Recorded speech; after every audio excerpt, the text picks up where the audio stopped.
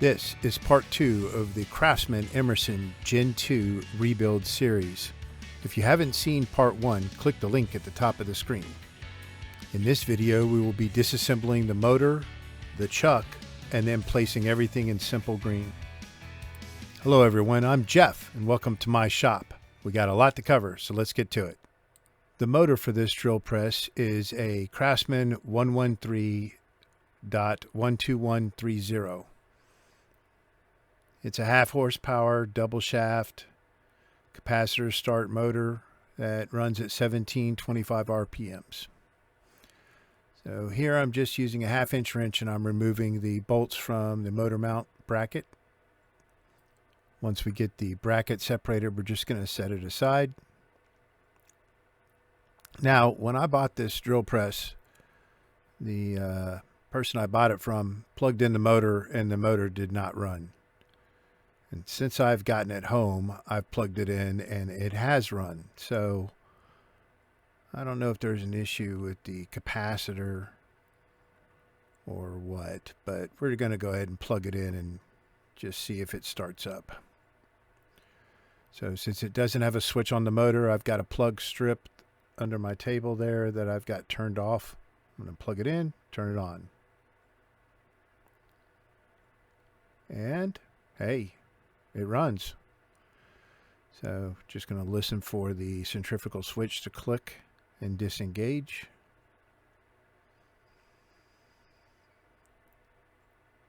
So who knows? It works now, so good to go. We're going to go ahead and remove the capacitor cover.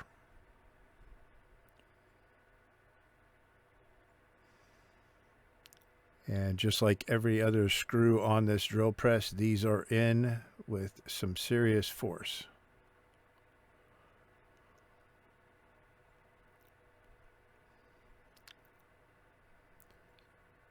So if I didn't mention this in the 150 series, when I disassemble a motor, I keep the parts separate from the drill press.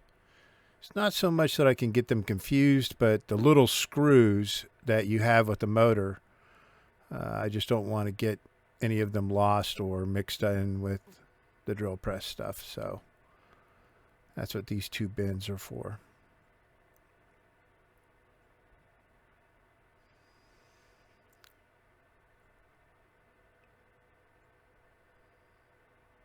So that capacitor is held pretty tightly inside the cover by the shape of the cover.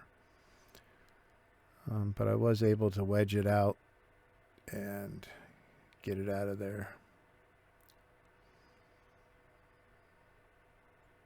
Now I'm not really touching the two leads coming off of that capacitor because a capacitor stores energy, so you could shock yourself, but I'm sure it'll happen to me someday. It hasn't yet.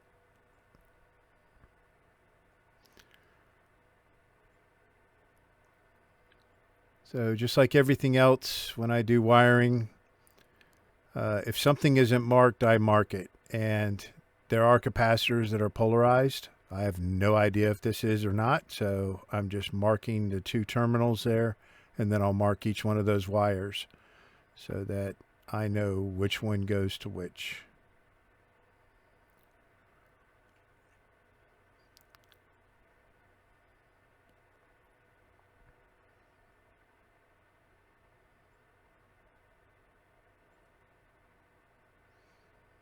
As I've said many times, I am not an electrician.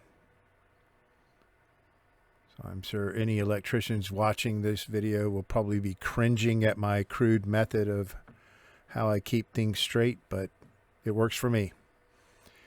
So then I'll mark each one of these.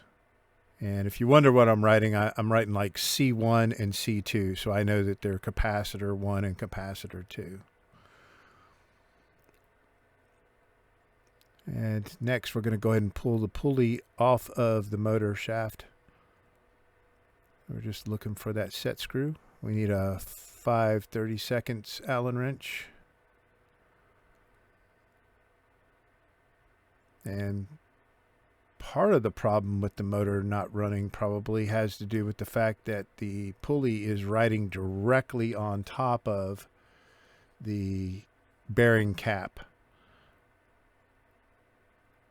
So I'm going to shoot some PB Blaster down inside that hole for the set screw, and on the end of the motor, this motor shaft has a key in it, a 1/4 inch key.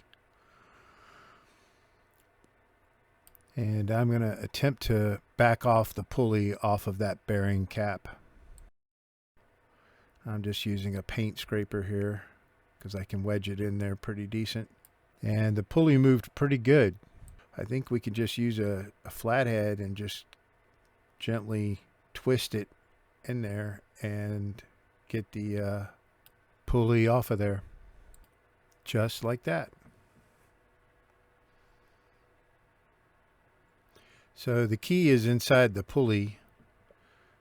It should have stayed with the motor shaft, but no big deal. So since it's a 1/4 inch key, we can use a 1/4 inch punch, and it came right out.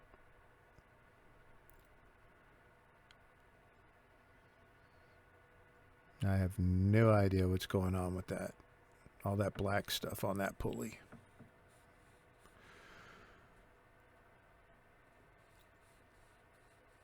All right, so using our trusty 2x4 conglomeration there, we can, well, we need to flip it over. Yeah, that's why there's 2 different widths between the boards in that thing, so that we can do that.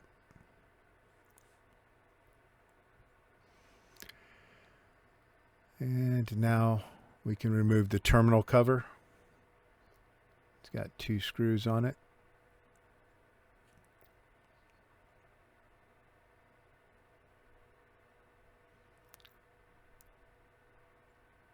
And this motor is thermally protected.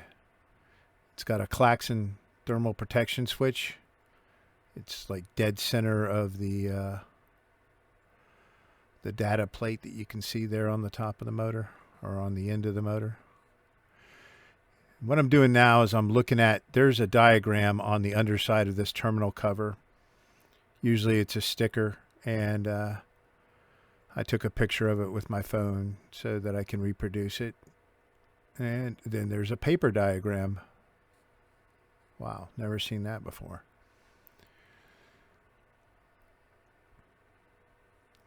And I think what we're going to do is we're just going to take a couple of pictures of this terminal bar on the inside and where the wires are going.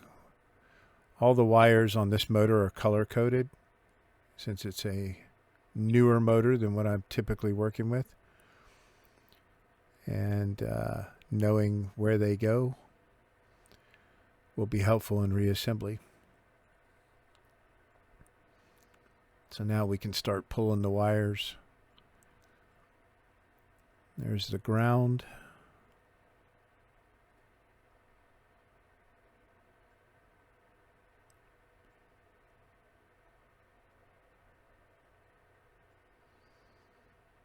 And just some needle nose. All these wires have terminals on the end of them, so I like that.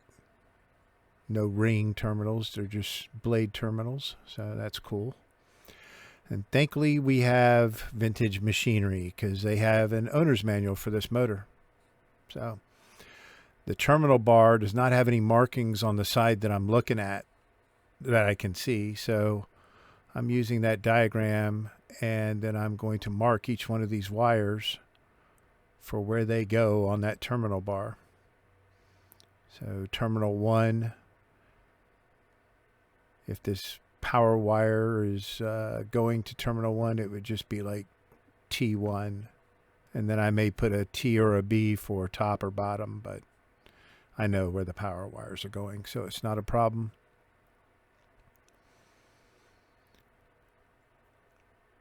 And I'm just referencing the diagram to know which. There's 5 different places on the terminal bar. So I need to know what number these go to. And I'm going to be replacing this power cord. I don't like it. I can buy a new one and cut it just to the length that it needs to be to reach the power socket or outlet on the drill press itself. And for some reason, these Emersons, all the exterior bolts are all standard size, but always these nuts that are on the terminal bar, they're 9mm. I don't know why, but 9mm.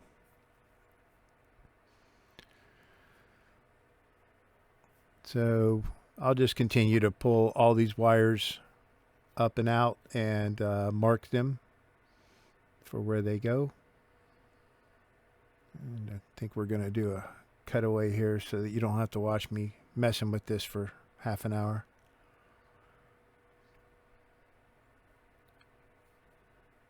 But yeah, it's not difficult. You just got to pay attention to what you're doing and where everything came from, so you know where it goes when you put it back together. So now that we've got all those done, we're ready to go ahead and start cracking open the motor. So of course, just like every other motor, we have 4 long screws. They call them Stator screws in this parts diagram. And they have a nut on one end and hex head on the other. So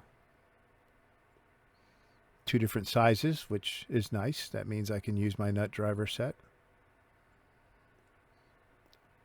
I think one's, I don't know, 3/8 and one was 1/4 inch or something like that. I don't recall now. But they come out pretty decently. So we'll do this for all 4 of those and just pull them off.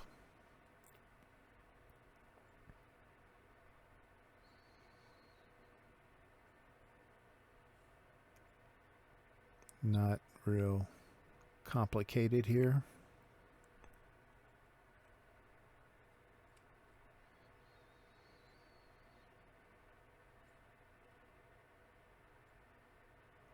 And the one thing I don't like about this motor is the stator band is welded directly to the stator, so I'm not going to be able to remove it to clean it up, but no problem. I've got a plan. So now that we've got all 4 of those long bolts out, stator bolts, whatever you want to call them, we're going to go ahead and tap the non-terminal side, which is usually referred to as the other side, end frame, or on this parts diagram, they are called shield assembly end. So, but they're just the caps that go on the end of the motor. And once we've got a little bit of space there, we can wedge a screwdriver in there and then twist it to create more space. And it's not going to come right off because the bearing is set inside that cap, but that's not a problem either. What we can do is we can use a puller and just pull the end frame off of the bearing itself.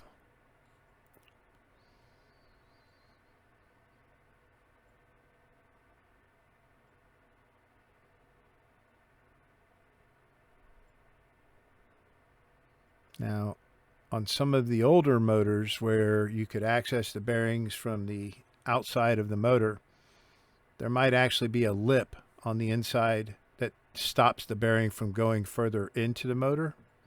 And if you're doing this and you don't know that that lip is there, you might break that lip. But I've only run into those type of motors 2 times, I believe, and both times I disassembled it differently, so it wasn't an issue. But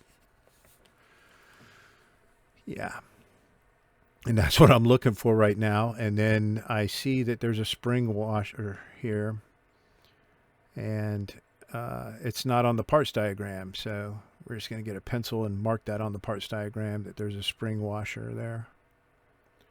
So we put it back together the same way. And these are just added at the factory to balance the rotor.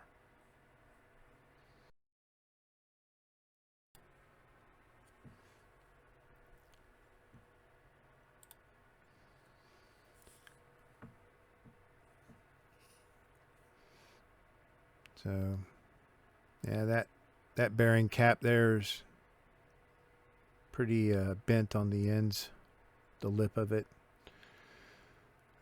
So now we're just going to pull the bearing off of the rotor shaft.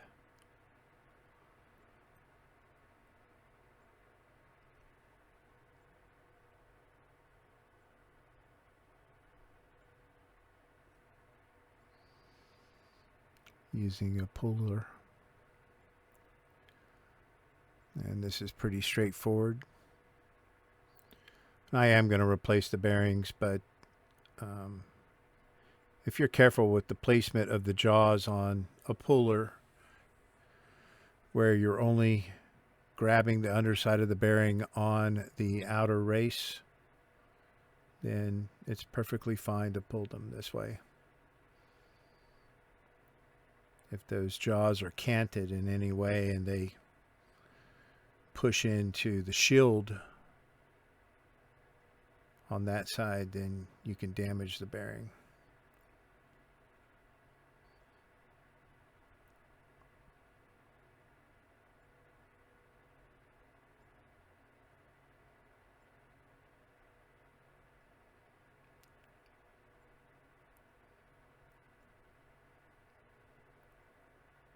And there we go.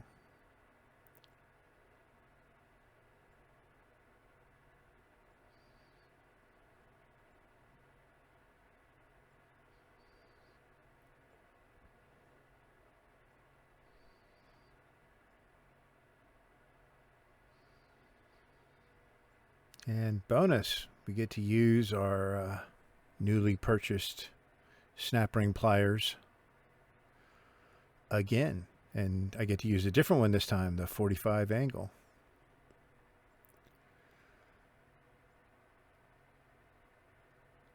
Boom. Worth every penny. Love that set. So that snap ring was to keep the bearing from going further in towards the center of the motor. The bearing rests directly on it. All right, next we're just going to start tapping the terminal end cap off of the stator. Kind of the same process that we did before. And then we can push on the rotor and move the end cap away from the stator about 3/4 of an inch. But then we really aren't going to be able to go much further because there's wires from the windings going to the switch and the terminal bar, which are screwed into that end. So the way I deal with this is I will utilize a offset screwdriver and pull the screws out in that little gap that we have there. And that's an offset screwdriver. I'll hold it up to the camera in a second here so you can see what it looks like, but it's just an S-shaped screwdriver. It'll have a Phillips head on one end and a flat tip on the other. They have a couple different sizes, but usually if you buy a pack of screwdrivers, it'll come with them. But they're handy to have in situations like this.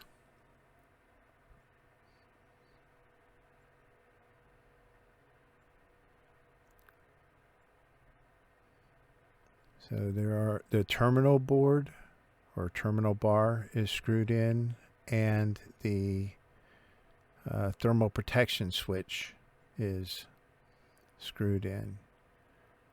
So once we freed up the terminal bar, I can slide it out a little further, and I can get a regular screwdriver in there now.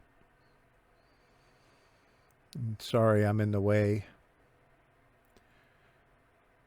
Didn't realize I had all that dog hair on my shoulder. It's from taking my dog for his ride and walk this morning. And so we're going to go ahead and remove the thermal protection switch. There's just 2 screws holding it in. Now, if you have a thermal protection switch on the motor and the motor isn't running, like it doesn't even hum, it could be the thermal protection switch that's bad. I had that happen on a motor that I worked on. And you can buy these thermal protection switches. They're made by a company called Klaxon, and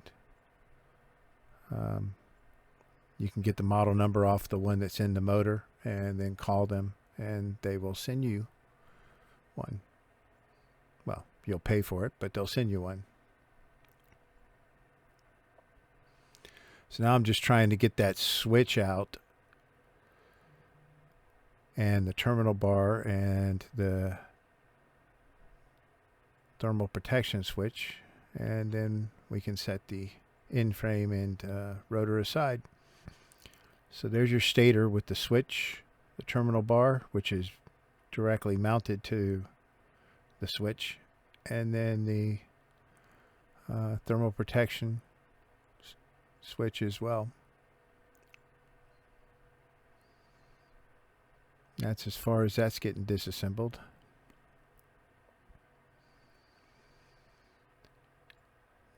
And so now we just need to get the end frame off of here and then the bearing off of the end frame, or the bearing off of the rotor. So again, we'll use a puller.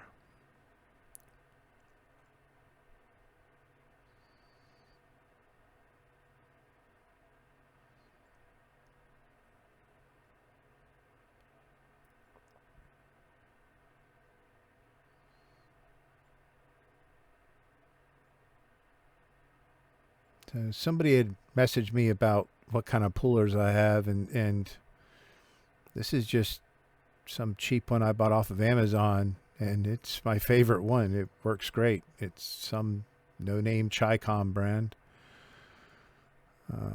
I don't have an expensive puller. I guess I'll probably get one at some point. I'm just looking to see if there was a lip in there for that bearing, which there wasn't, and there was not a spring washer on this side, so that's good. And then we're going to need to use the puller to get this bearing off of here.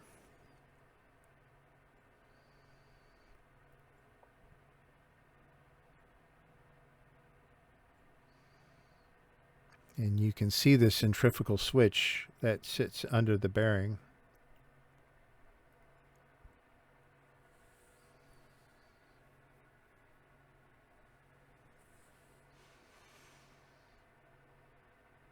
And we'll be disassembling it as well. I actually like this motor design. It's very user-friendly.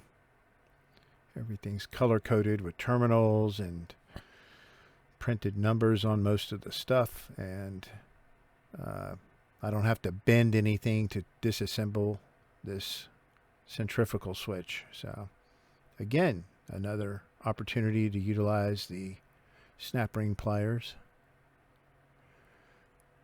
Another snap ring that the bearing rests on.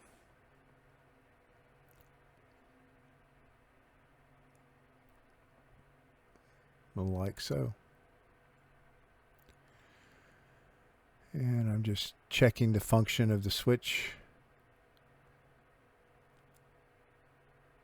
As the motor spins up to speed, the weighted wings on the switch will fly out, which will then pull the plastic part you see me pushing down towards the center, and that disengages the start phase of the motor. And if it isn't functioning right, then your motor will start smoking.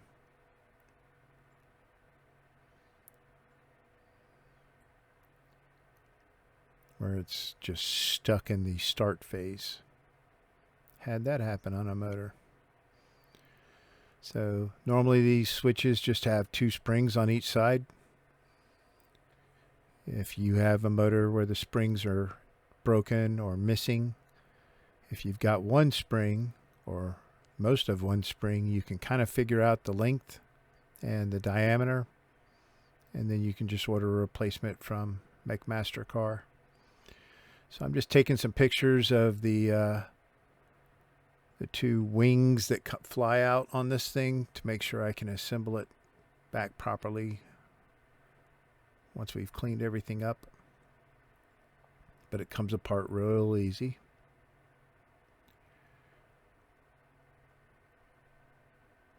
And there we go.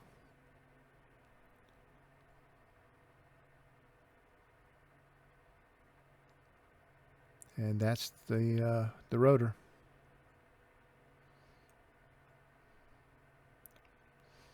So now what we need to do is we need to get that data plate off of the end frame there. The problem is that it's held in by 2 panel screws, but those panel screws do not have holes that go all the way through the end frame. They're blind. So the method I've come up with how to deal with this, and I've done this on a couple motors now, is I'm just going to use a Dremel or a Fordham and a metal cutting bit, and I'm just going to cut a channel down the center of the head of each one of those panel screws, so it turns it into a flathead. And then I can just use a screwdriver and twist them out. Since they are a splined screw, they're kind of like, it's a very crude thread that's on them. So you can just twist them out as if you were loosening a screw. Once we're good to go,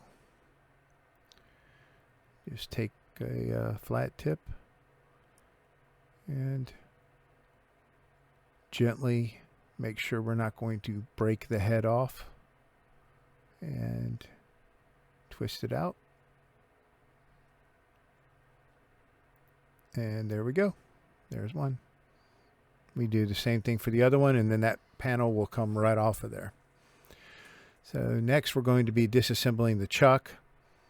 So I've got the jaws of the chuck protruding the end of the chuck by probably 3/8 to a 1/2 inch with a socket protecting them. You cannot have them all the way retracted, otherwise you'll break off teeth on the very back end of each jaw. And then I've got a ring that's the same inside diameter as the sleeve. And then we're just going to use the vise to compress it. All Jacob's chucks come apart this way unless they're a ball bearing chuck. There it is. And then we'll use another sleeve to push it a little bit further or deeper off of the chuck body. Now I've got an arbor press. I used it in the 150 video, but I even said then I just prefer to use the vise. It's just easier. I don't have to set anything up, you know. And that's all you need to do right there. So we can just slide that sleeve right off of it, like so.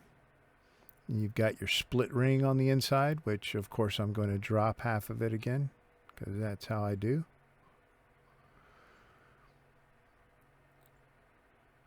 And then you've got the jaws, where you can just push the other 2 back into the chuck and then pull one out at a time.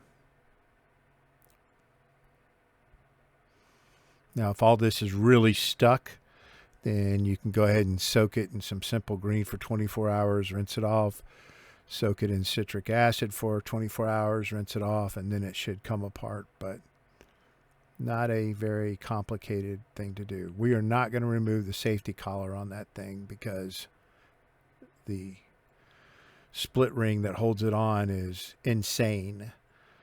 Last thing we're going to do is we're just going to tap off the data plate for the base. It has 2 panel screws, and we just used a 1/16 inch punch to knock them out. There's your data plate and panel screws. We're not going to reuse any of those panel screws. You probably can. I always replace them.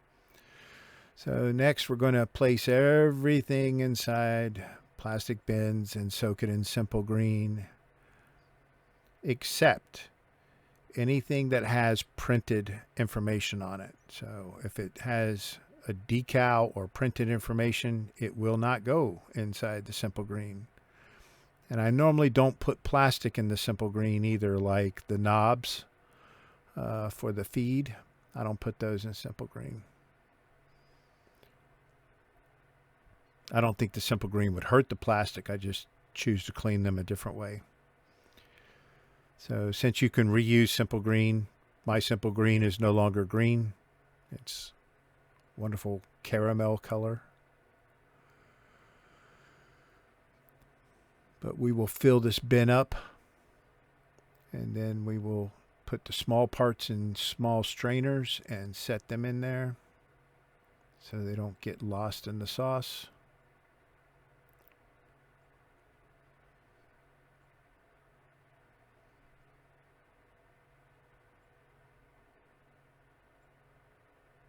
And once we know that everything is submerged, we can throw a cover on that and let it sit for 24 hours or more.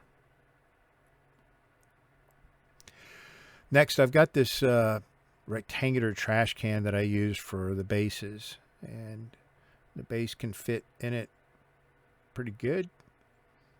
And I have room so I can fit the belt cover in there as well. And the only problem with this method is that the trash can wants to bow out when I fill it with a liquid. So I use 2 clamps to kind of hold it to its shape, and then we just start dumping in the simple green. Obviously this is going to use a lot of simple green, so it's good that it's reusable.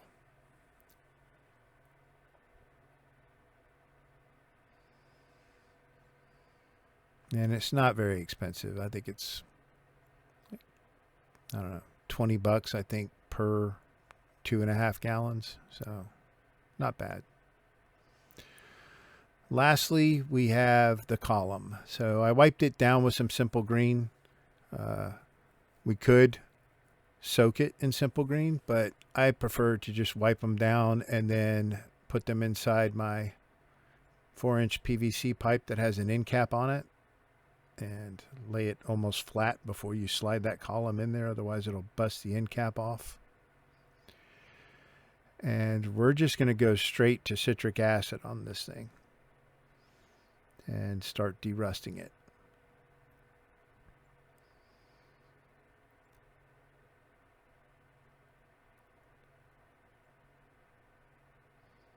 So I'll just strap it to that post so that it will stay there. And we're doing this outside because the citric acid smells like rotten eggs, and I don't want my basement smelling like rotten eggs. So I've mixed up about 5 shot glasses of citric acid with cold water. I'm just pouring that in the top right now. And then we'll rinse out that bin.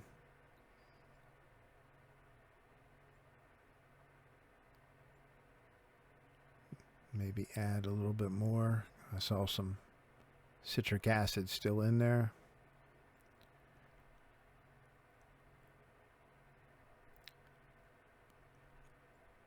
And we'll let this citric acid sit for about 24 hours. I think that's going to wrap up this video. So if you found it helpful or you enjoyed it, please like and subscribe. And I will see you next time.